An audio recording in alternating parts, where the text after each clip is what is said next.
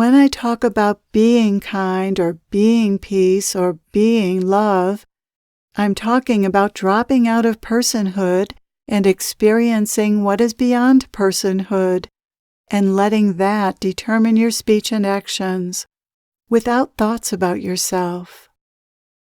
When you drop out of your personhood, your ego, you are naturally kind.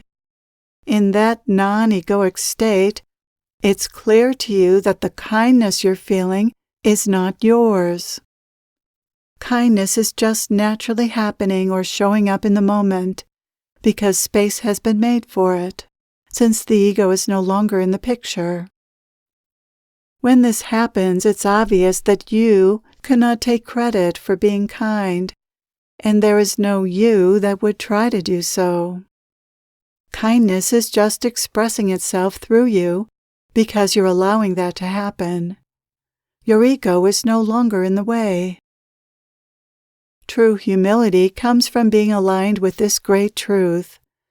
When you're being your best self, there is, in fact, no self taking credit for it, as goodness is just coming through you. Whenever you get out of the way, what's left is your true nature. Spirituality is not as much about getting to a particular state as it is about stripping away whatever is obscuring your natural state. Your natural state, your divine self, is always here, not out there in some other dimension or somewhere else you have to get to. You don't have to go anywhere to experience who you are. You only have to realize that who you are is already here, but hidden by your thoughts about yourself, the false self.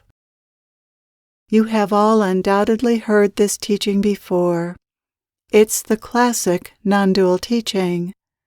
Who you are is already here. But let me add something to this that might make this more real for you.